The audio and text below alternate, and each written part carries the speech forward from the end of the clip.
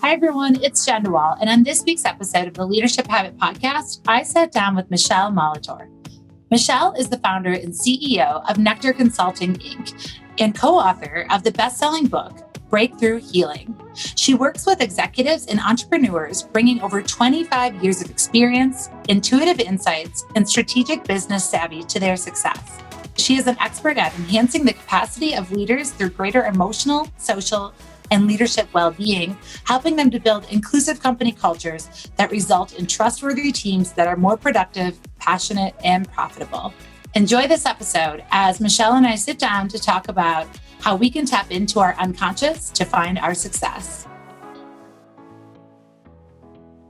Hi, everyone. It's Jen Dewall. And on this week's episode of the Leadership Habit Podcast, I am sitting down with Michele Molitor, and we are going to talk about how you can tap into your unconscious to reach your success.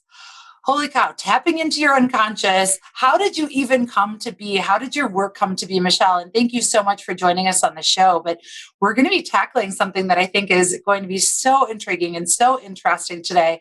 But out of curiosity, how did you start your journey into this line of work? Well, first and foremost, thank you so much for having me on the show, Jenna. It's a real delight to be here with you again. And it was a strange and circuitous route that brought me to my work. I was a creative director in web development in my former career. And it was very exciting. It brought me here to the San Francisco Bay Area at the height of the .com boom, the original one back in 2000. And it was really, really fabulous. I was building this amazing, team as part of a global web development company. And I hired two guys to be art directors underneath my, on my team. And they made it really clear in short order that they didn't like working for a woman. And I essentially got bullied out of my job by these two guys that I hired that had really big egos. And I didn't have the chutzpah that I have now. And I didn't know how to handle it. And essentially, they chipped away at my confidence that ultimately led me to getting fired. And it was devastating. It was really, really devastating. I had worked, my whole career to get to that fancy corner office and that fancy 6-figure salary.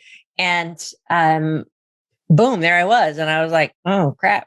Now what do I do? And I really suffered a whole huge imposter syndrome of, what do I do now? And who am I? And oh my gosh, no one will want me. And I can't give my resume to anybody. And so I hired a coach, this thing called career coaches back then. I was like, where do I find one of those? I've never heard of that. And so in the process of being coached, it was like all the cells in my body came into alignment and was like, do this. I was like, oh, this is the work that I'm meant to be doing. So I literally changed careers. I got trained and certified and hung out my own shingle with Nectar Consulting in 2001, and I've been doing it ever since. And along that path, I'm very curious. I'm a learning junkie. Can I have another workshop, please? And so I've been trained and certified in a variety of different coaching modalities and healing modalities. And the most recent one that I came upon that was so transformative for me in my own personal development is called Rapid Transformational Therapy, or RTT for short. And doing this work enabled me to get at blocks that I had been trying to root out for 20 something years in a matter of weeks. Wow. And so when I was able to create those shifts for myself like that, I was like, whoa. And it was the same thing. My whole body was like tingling, like this is the next level of mastery. So I went and got trained and certified in RTT and have combined it with my coaching, my 20 years of coaching, and what I call rapid rewiring. And so essentially all of that to say, I'm a little mind detective. I go in and I work over Zoom like this with people all over the world to help them discover the limiting beliefs they're holding deeply lodged in their subconscious that they don't even know necessarily are there. They just know that they're stuck or they're blocked or they're having these chronic health issues that they just don't know how to move beyond. And so when you can get at those root causes, and literally rewrite the neural pathways in your brain with new empowering beliefs, everything shifts and changes for the better. And it's a beautiful thing to behold. Oh, that was a lot. And I'm so excited to dive more into tapping into our unconscious and RTT, because there's so many questions that I have about your rapid rewiring process. But I want to also acknowledge, and also for our listeners, I'm sure you would do the same. There are so many people that are extremely talented and that have found themselves in situations that are likely similar to yours, where you hire that person, you worked your tail off and invested time, resources, sweat to, get to that corner office, and then to have it not go as planned, and to ultimately have it go in the opposite direction that you could have ever dreamed of. And I just want to acknowledge the difficulty in being able to go from that place to where you are today. And I also hope that our listeners listening to this can also understand that those situations happen in work, and you're not flawed. You're not, you don't lack worthiness or value. These things happen. And we're going to talk about how we can tap into our conscious, and you'll be inspired by Michele today. But I just wanted to acknowledge that, because I too experienced different hurdles in my professional career. And I think in the beginning, you really start to take that as just a tattoo that's printed on you. It's part of you. It's who you are. And it is incredibly difficult to see beyond it when you're in it. Oh, totally. I couldn't agree more. It literally took me years to get past what in my mind was shame and guilt. And I felt like such a fraud and, all of these things. But it truly was just these two men's egos coming up against my ego, right? And their hurt and their wounds coming up against my hurt and my wounds. And it created this garbly mess, right? But once I was able to reframe it and look at it through different lenses, I was slowly able to regain my power and to regain my confidence from it, which is why I'm so passionate about helping people reclaim their confidence, to get past imposter syndrome, because it can be so painful and it can be so challenging, and it really can stunt your career if you let those fears overtake your brain, right? Yeah, absolutely. Thank you so much for just acknowledging, again, bringing up your experience, your journey, how you were able to reflect. And, we don't have to look back at these career challenges, obstacles with bitterness and still holding on to that negative energy that maybe was experienced in it. We can also learn to move past that. And that's all about tapping into your unconscious. So, I know there's more work beyond that, but Michele, why is it important to tap into your unconscious? So if you break down the workings of your brain, right, 90% of your brain power is operates from a subconscious, unconscious level, right? It's only that 5 to 10% that is our conscious critical thinking, right, from our prefrontal cortex. So all your emotions, how your body works on automatically, your heart beats all by itself. That's all happening because of the subconscious elements happening in your brain and your nervous system. So the beliefs that we create about ourselves at a very young age tend to get registered in our subconscious, and then they stay there nice and neatly stored away until we come across something like that event as a young adult or an adult, and your brain goes, oh no, remember that happened to you when you were 5, don't do that again, right? There's a part of your brain called the amygdala, which is your fight, flight, or freeze mechanism. I like to call her Amy. Amy's the little lizard lady who lives in your limbic brain, and she's in charge of keeping you safe and alive and on the planet, right? And so when you're a little kid, if you have these traumatic events, whether it's you got bullied on the playground, or your parents said something, ugly to you, or your siblings said something ugly to you, or you suffered some kind of, serious trauma or abuse, all of those from one end of the spectrum to the other, they leave these indelible marks in your subconscious. We make decisions about ourselves as little kids because our brain just takes in this information and it lodges and stores there in our subconscious. It doesn't get processed. It just drops in like a sponge. So you've got all this data sitting there guiding how you move through the world to be safe, right? But as an adult, if you start to recognize, wow, I have this pattern, this way of operating the world to stay safe, but it's really not keeping me safe. It's making me really uncomfortable. It's making me anxious. It's worrying me. It's creating all these blocks in my world. Maybe I should get rid of it. But then you're like, well, I don't exactly know where to find it. Like, what drawer is it in the back of the closet? I just don't know where it is. And so through the work that I do with folks, I'm able to literally help them relax into an alpha brainwave state. It's that half awake, half asleep place, like you've just come out of a nap.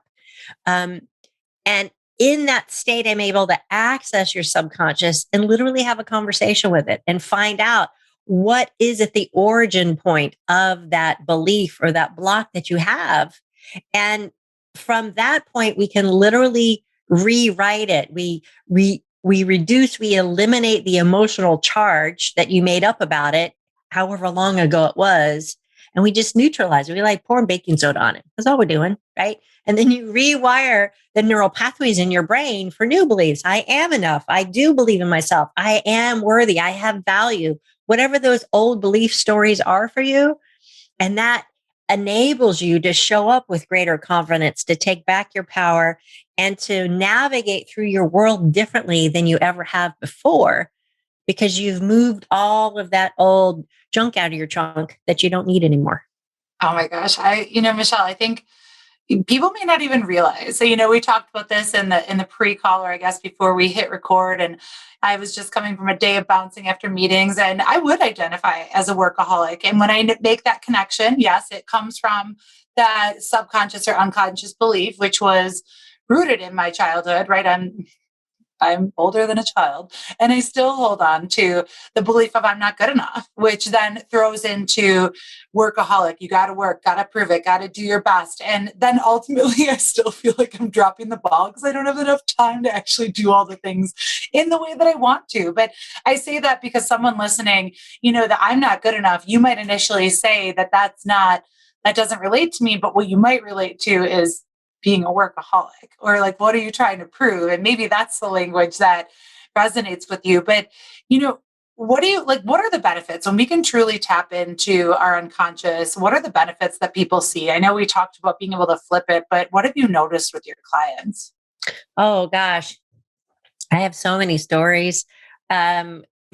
Folks that I've worked with, they'll come to me with one thing. So they might say, I have my own business and I keep coming up against this financial barrier, and I'd like to bust through that financial barrier. And every time I get close to that, X dollar mark, I self-sabotage, my revenues fall. And then, and then I get this horrible bout of IBS, or inflammatory bowel syndrome. I was like, oh, well, how about we fix that? She's like, okay. Right. And so doing this work, what we got to at the root of it was a fear of being too powerful, of being too successful.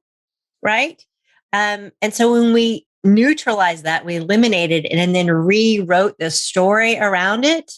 Not only did she have her best month ever after we finished our work, but her body stopped doing the fear response of the IBS reaction. Right. So after 15 years of dealing with IBS, chronic IBS, it was gone. Wow. Right. So it's not only about increasing your confidence. It's not only about feeling like you can create greater peace and calm in your body, but it's also the mindsets we carry about ourselves often manifest as chronic physical ailments in our bodies. I've treated folks with chronic IBS, chronic fatigue, migraines, psoriasis, arthritis, anxiety, depression, addictions. All of these tend to be rooted in these negative beliefs that we hold about ourselves. And then they get amplified over time by other events that happen in our lives. So when you go back all the way to the root of it, and you change that story, then it creates a positive ripple effect all the way forward, which has an amazing effect.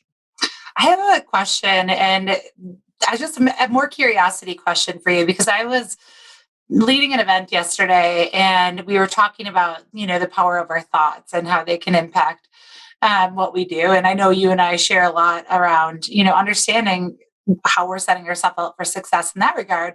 But I came across an individual, and I love when I hear this individual that says, I don't have negative thoughts. I never have a single negative thought. And I guess in my experience, I find it hard to believe that someone doesn't, but I'm curious what you think about that. That's a nice story that they're telling themselves, because nobody escapes having negative thoughts, right?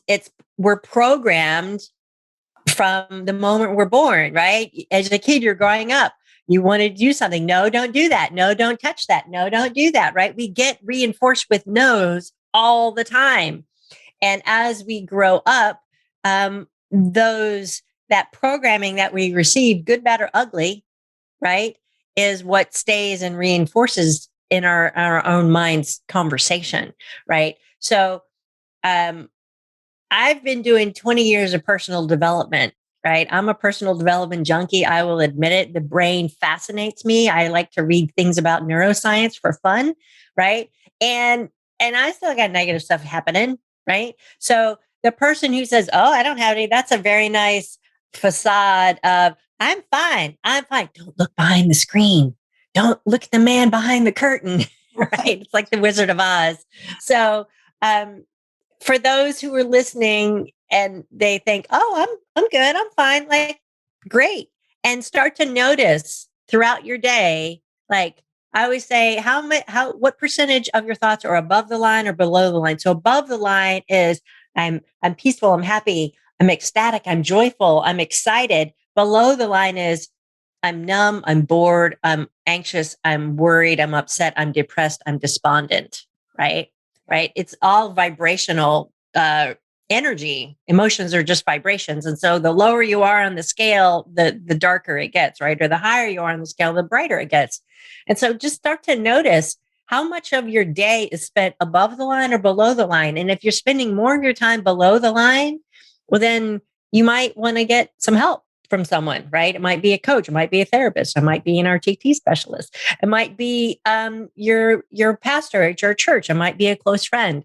But to help you process and move through those, because if we don't process those emotions, then they will get stuck, right? One of my favorite quotes is, emotions that cannot find their vent in tears will cause other organs to weep. Oh, right. So that's Dr. Henry Maudsley from like the 1895s. So our emotions cannot find their voice in tears. Tears will cause other organs to weep. I.e., if you don't process that emotion, it'll get stuck and it'll manifest in some other way. Yes. Right? Because we're really good at stuffing our emotions in the closets. I'm fine. I'm good. I don't have any negative emotions, right? But if you just allow yourself to feel your feelings and let them move through you, then they're like clouds passing in the sky. They just keep going by. But when you take that dark, dark cloud and you stuff it in a box, well, then now you got a dark cloud in the box in the closet. And eventually you got a whole stack of them. And then what are you going to do with it? So, but we're taught to not feel our feelings. We're taught not to show our fear, our worries, our anxiety. We have to keep it all together and look good, right? But no, we don't. It's actually really detrimental to your mental health and well-being by stuffing your emotions. Gosh, I just thank you for sharing that quote. I hope that for the people that might have been initially listening to this kind of thinking, oh, this is another one of those woo-woo conversations that, doesn't impact me, it likely does. And maybe it's just so rooted in your unconscious that you just haven't, as you said, paid attention to what's below the waterline. And that this is just an opportunity to be more curious with yourself, because we all have it. And I know even a lot of research, I forget what podcast I was listening to Brene Brown, but I forget the guest that she was interviewing, and just talking about even that burnout is a result of unprocessed emotions. So if that's a phrase that you understand, again, it's tied to your emotions. So you're a human being, you experience emotions. pay attention to them. And I like how you talked about, that dark cloud that you're just putting it into a box. And maybe how I see that is I picture, and this is likely, I'm guessing the origins of this is a therapy term, but my husband and I just went through foster parent training, and they really teach you to be aware of the invisible suitcase that a kid brings along.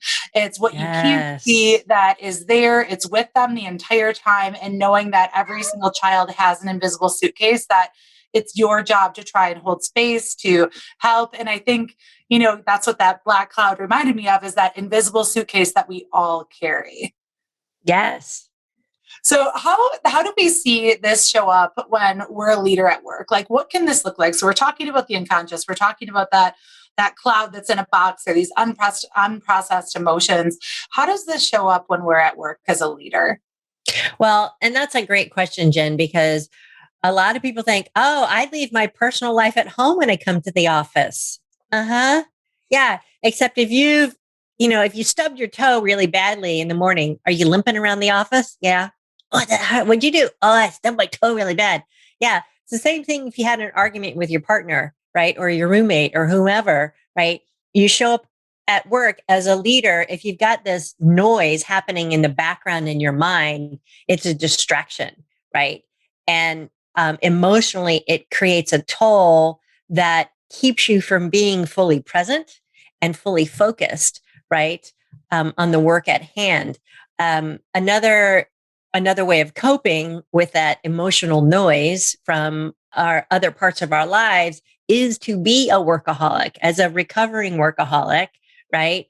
I used work as a way to keep myself busy so I didn't have to feel the feelings that I didn't want to feel because they were uncomfortable. Right? And that's really uncomfortable. I don't want to look at that. Hey, look, I can sit at my computer for 4 more hours. Yeah, that's a good idea. Right. And so as leaders, it's really important to notice, where is the edge of your comfort zone? Right. And noticing, if I push past the edge of that comfort zone, am I going to die? Am I going to break? And what do I think is going to happen if I do that thing that makes me feel really uncomfortable? Right. And that might be as simple as speaking in front of a group, right? Or doing the big presentation for your boss, and you get all nervous and anxious and worried and fretful, and it has to be perfect. It's like, no, we're all perfectly imperfect, right? We talked about this the other day. And so just noticing what's really needed here.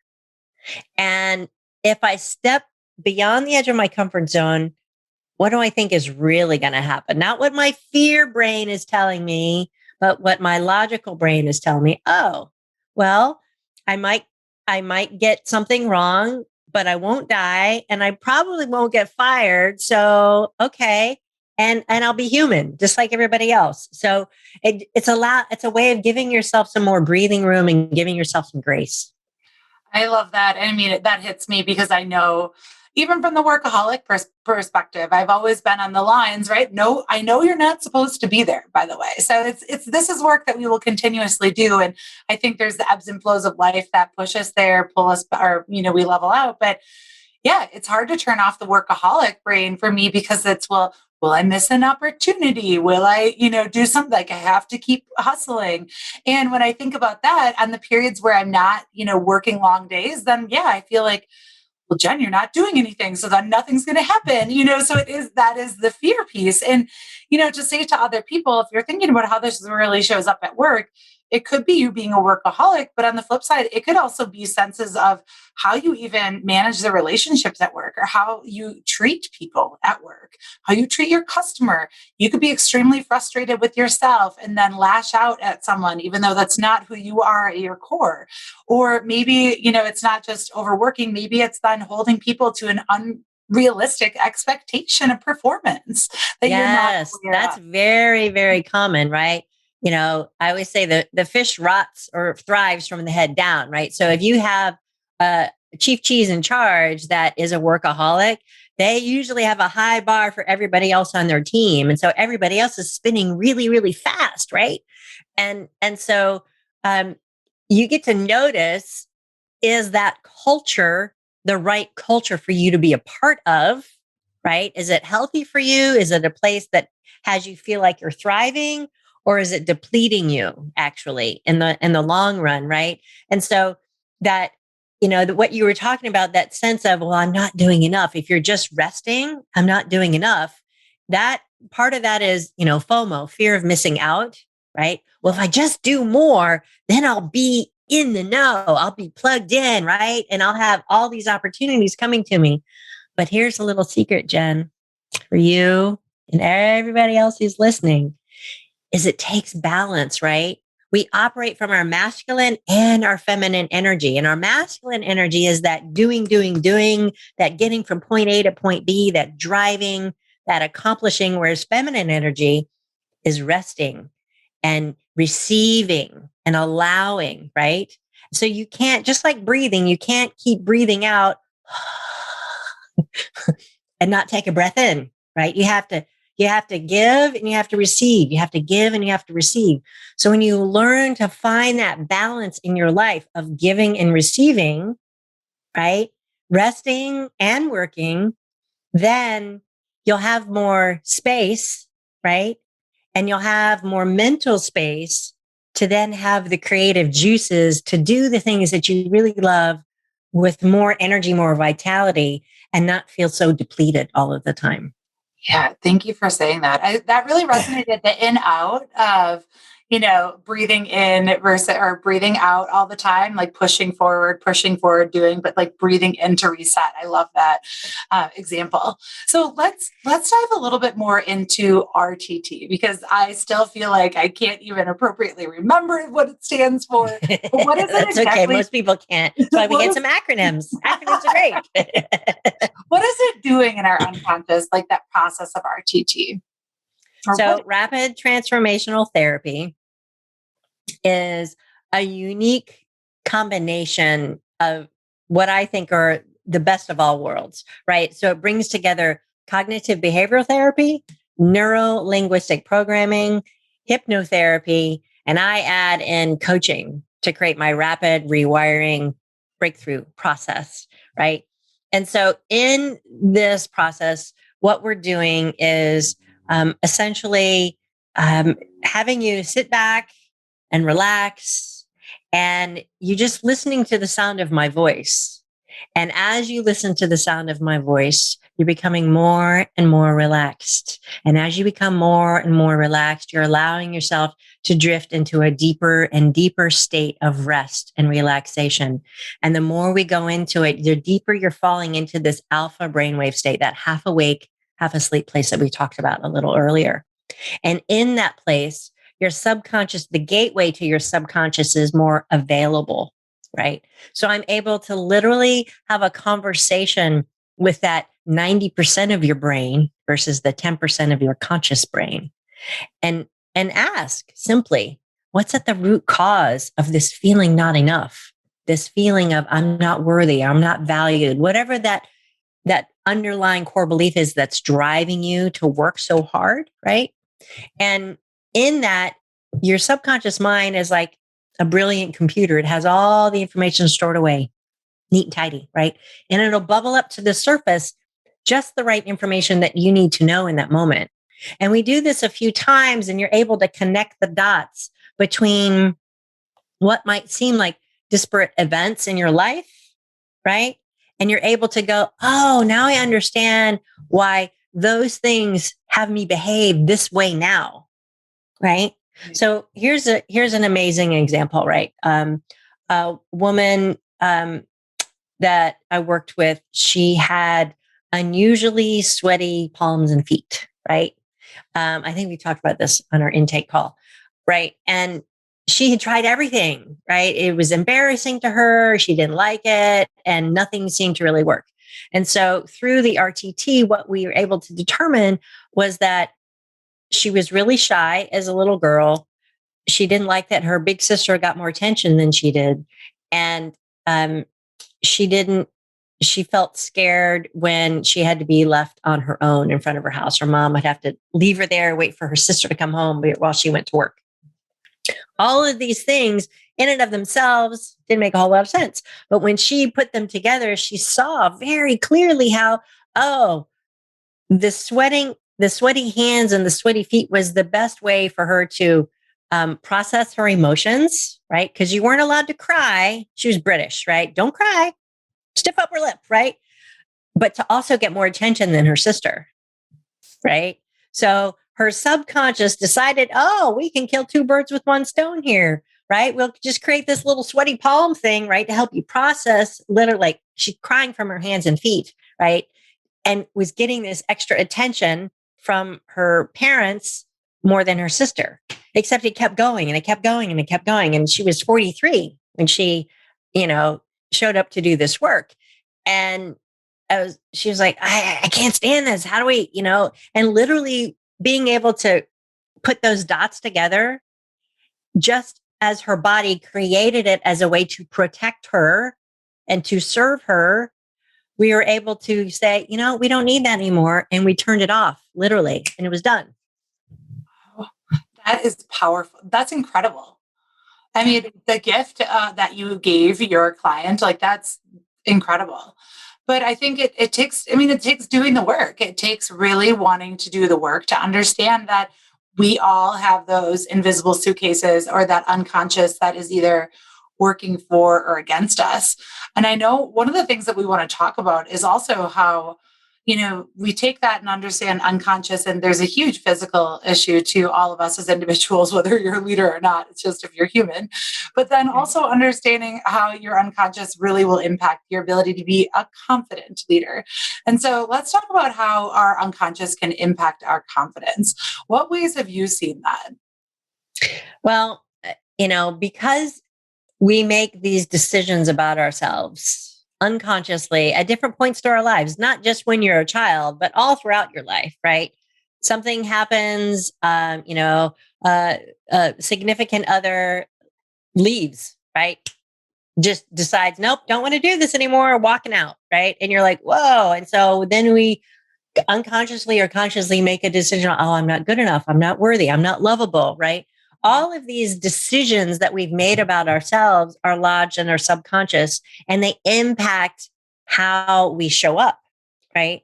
And so if you've got decision points that say, no, don't be too loud, or don't stand out, or don't toot your own horn, right? That's not what we do, or that's not how our culture does it, or that's not how our family does it. Whatever those beliefs are, it all can have a serious impact on your own level of confidence, which then has a huge impact on how you show up as a leader.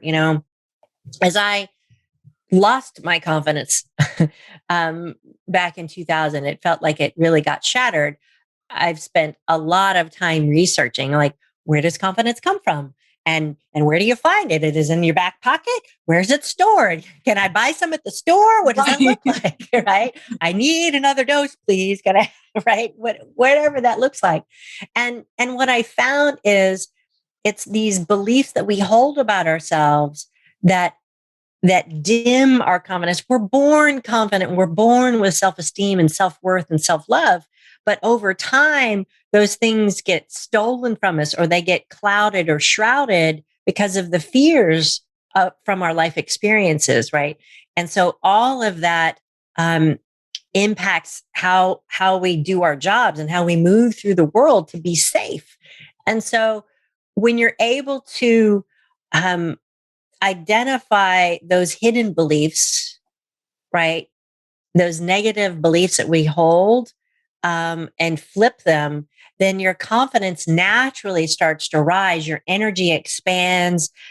You're lighter, you're brighter, you're more magnetic, and you become more, what's a word I'm looking for? You resonate differently as a leader from that place. And it's the very subtlety of it that most people don't realize. And it's that thing that that has people lean in and go, wow, I really like that Jen. There's something really amazing about her. She's just so vibrant, right? And so people want that vibrant energy. A lot of people don't have it, right? And so they lean into leaders who have that je ne sais quoi, that I don't know quite what they have, but I want some of that, please. I'll have what she's having thing, that allows them to show up a little bit differently and then inspires other people to want to step into their own confidence in new ways. Yes. I mean, oh my gosh, I'm so excited because we're going to get into your 5 confidence killers and just reminding us, as you're talking about that, I'm sure someone could listen right now. Think about when you maybe didn't get that promotion. That could have created a message saying you weren't good enough. Or when you got a piece of feedback that was maybe less than beautiful, right? Less than glowing. And then all of a sudden you computed that as like, oh, that's another way that I made a misstep. So these things can be small instances that combine and accumulate over time. And I just want people to pay attention to maybe how they're processing some of that stuff, because we're going to talk about what gets into your confidence now, or what essentially kills your confidence. And that is the thing that you need to have influence, to have your team want to follow you. So, Michele, what are the 5 confidence killers? Oh, there's a fun collection that I found, right? And I like to count them down from 5 to 1, right? Because they all have an impact, but the number 1 is just the number 1. So the 5th one, number 5, is the habit of discontent, right? It's that something's not right, so let me do more, work more, have more to try to fill that hole of discontent. It's that sense of dis-ease, right? So we're constantly looking outside of ourselves to fill that hole. So that's where the habit of busyness starts, right? So then we get caught in the swirl. I'm discontent. Maybe if I work a little harder, then I'm really busy, but then I'm still discontent, right? So that's that constant searching, right? That can get on our way. And it's that doing mode, that masculine energy mode, operating from there more and more and more of the time, that can be really dangerous, right? That's me. That's me right now. So how do you get unstuck from the habit of busyness, right? Well, first, awareness is key. So you get to notice what you're feeling, right? And then what are the complaints and the grievances that are constantly rolling through your head, right? As you get them out of your head and you write them all down, you can start to look at them like, oh, okay. So then once you've identified them, then what's the one thing you can learn from that group of grievances?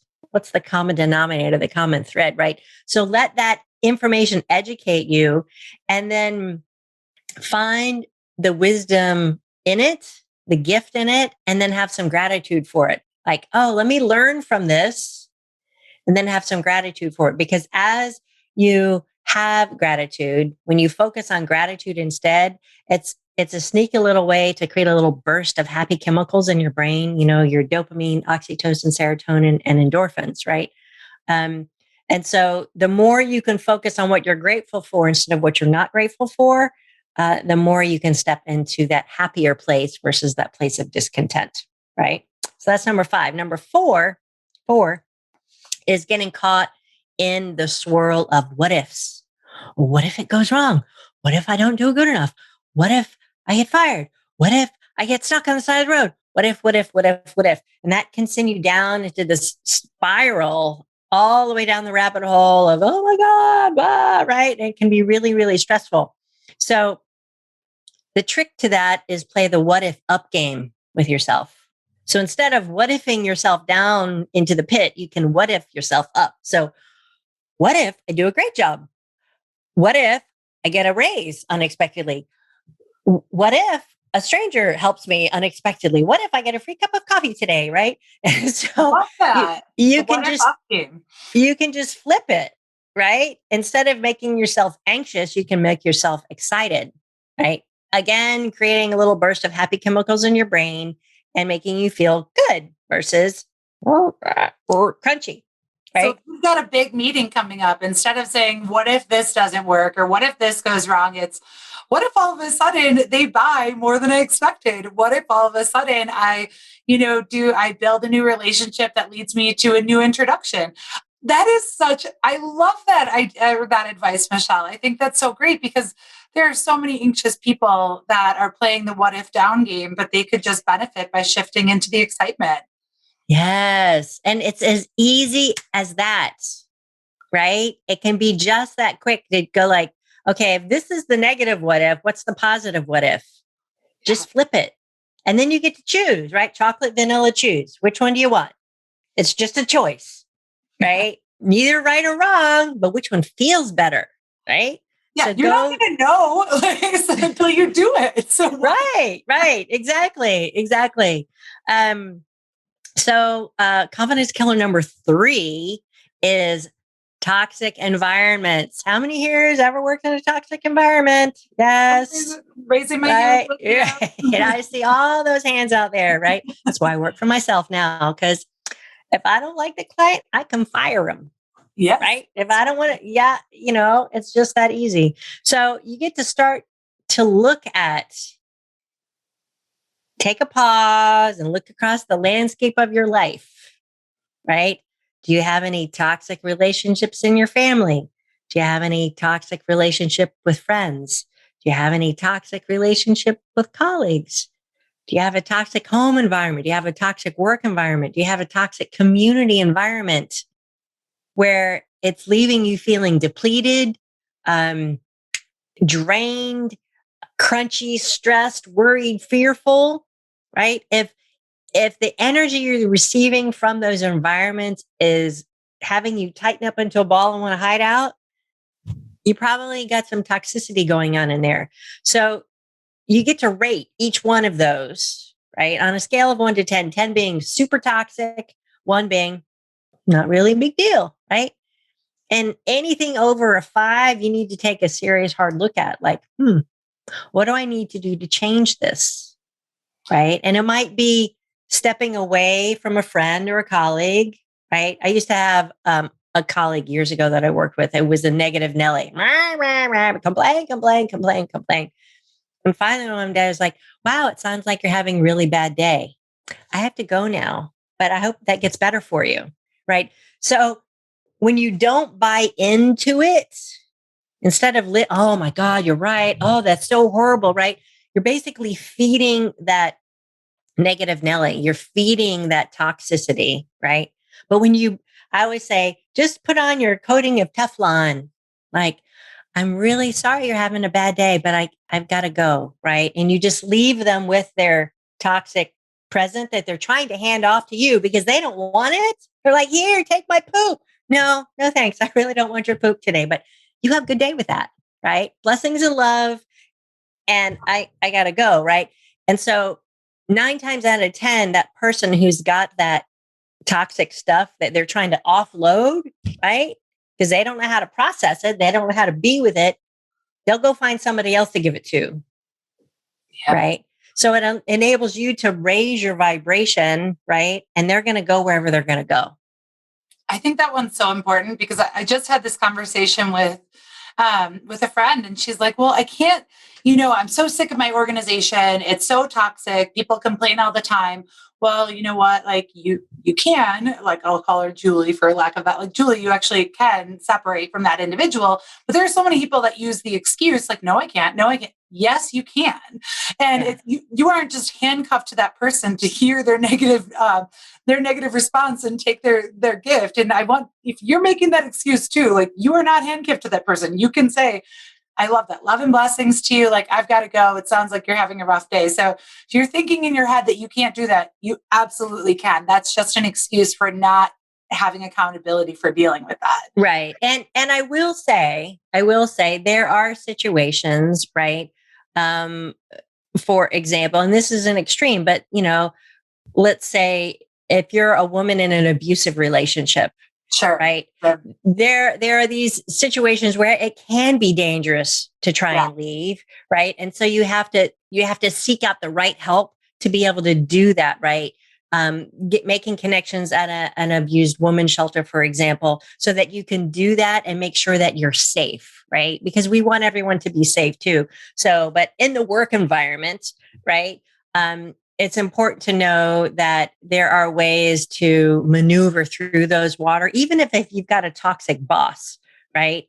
It's challenging, but it can be done. And a lot of it has to do with you and how you're standing in your confidence and how you're responding versus reacting to their negativity, right? There's a big difference. You've got the knee-jerk reaction, and then you've got a thoughtful, let me take a breath and then respond, right? So that could be a whole nother conversation. Right. Oh my God. I love it. We do part 1 and part 2. Part 1 and part 2, right? Okay. So, toxic, confident killer number 2 is focusing on your failures. How often do we do this? Oh, I should have done this right. Oh, I could have done that. Oh, and we spin and we spin and we spin and we spin because we forgot to cross the T or dot the I on the PowerPoint. And oh my gosh, there was a typo, right? And some people that'll send them into a complete spit out. But in the big scheme of things, is it really going to make a big difference?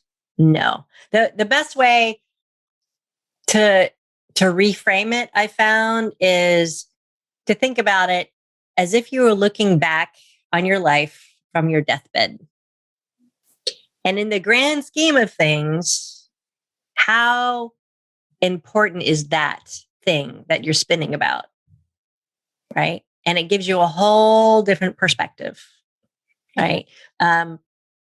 This is kind of a silly example, but I was talking to a dear friend of mine one day and I was like, oh gosh, I'm having such a bad hair day. She's like, girl, any day you have hair is a good hair day. She's a 5-time cancer survivor. Wow. 5 times. I was like, oh, mic drop. Right. I got great hair. I love my hair. Thank you. I have hair. Right. So it's all in the perspective. Yes. Right? Yes. It can change in an instant. Yes. Oh my gosh. Picture it. If that was your last day, how would you want to spend it? Worrying about that? Probably not. That's a fantastic reminder. Yeah. And then last but not least, the ever popular number 1 confidence killer of all time is I'm not enough. That belief, I'm not enough. I'm not worthy. I'm not deserving. I don't provide value. All of that is kind of rolled up into that I'm not enough simple statement. And it took me years and years and thousands of dollars of coaching and therapy and workshops and whatnot to recognize that at the heart of my own stuff was that simple phrase. I was like, whoa, like mind blown kind of moment. And when you start to rewrite that and I am enough, I am enough, I am enough. Put little stickies all over your house, put it in your car, sing a little tune to yourself, whatever you want. But the more you say it to yourself, right, the more it becomes true for you because your mind likes repetition, right? Literally, the more you think a thought, the hardwired those thoughts become in your neural pathways, right? So the more you remind yourself that you are enough, the more true it becomes for you. And the more true it becomes for you, the more you own it, the more you stand more confidently, you stand taller, proud to be who you are and do what you do in the world. I had one client who came to me and through our work together, she cleared out these confidence blocks that she had, right? Like that. And her husband of 30 years was like, what did you do? You look different. You look taller. Like he's like, you look taller. What do you have on? Shoot. She's like, no, she's just smiling, right? Because when you really take back your power from that I'm not enough fear, you really do. It's like your energy expands and you're like, right? Makes a huge difference. And again, it's that intangible, something's different. What did you do? You look really radiant. It's like when we see a woman who's pregnant, right? You might not know she's pregnant, but they got that glow to them because their energy is very, very different. So that's what I love about the work that I do. It's this really subtle work sometimes that you can't put your finger on, but it makes a huge, huge difference for people. And the happiness, the joy, the peace of mind that they feel because they're able to let go of this belief, I'm not enough, I'm not worthy, that creates anxiety, depression, physical ailments, and so much more. And it's really a gift to be able to do this work and to help so many people move that junk out of their trunk so they can live the life they're here to live and be of service in the way they're here to be of service. Oh my gosh. I think I love that final closing message of helping people recognize that you are absolutely more than enough. And I hope if there's one thing everyone takes from this today, even though you've dropped so many valuable tools, tidbits, techniques, just that reminder that you are more than enough despite anything you've ever heard or been told in any way. Like you are more than enough. Michele, how can people get in touch with you? Well, you can always come visit me at michelemolitor.com, michelemolitor.com. And if you're curious and you want to have a chat, I'm happy to have a complimentary discovery call with you. You can book it there on my website. And, you can find me on LinkedIn. You can find me on Facebook and Instagram. I have a fun group in Facebook called Rewire for Success. Always dropping helpful tips and hints and inspirations there for folks. And I just recently published my latest and greatest ebook called Do You Have Imposter Syndrome? 6 Triggers That Can Crush Your Confidence. So come to my website. You can download that for free. And happy to have a chat with folks. Michele, thank you so much for taking your time to just share your insights and experience with the Leadership Habit audience. I am so grateful for you. And I'm just grateful that you could give everyone that reminder again, that they are enough and that they need to start tapping into that unconscious to create their success. Thank you so much for being here. Oh, thank you. It's been my real pleasure, Jen, as always, to talk with you. Thank you. Thank you so much for listening to today's episode of The Leadership Habit with Michele Molitor. You can connect with Michele at nectarconsulting.com. You can also connect with her in our personal wellbeing website at michelemolitor.com. And there you can book your complimentary discovery call, and you can also find her newest book on imposter syndrome. In addition, if you want to check out her best-selling book, Breakthrough Healing, you can find it on Amazon. Thank you so much for listening to today's episode of The Leadership Habit. Until next time.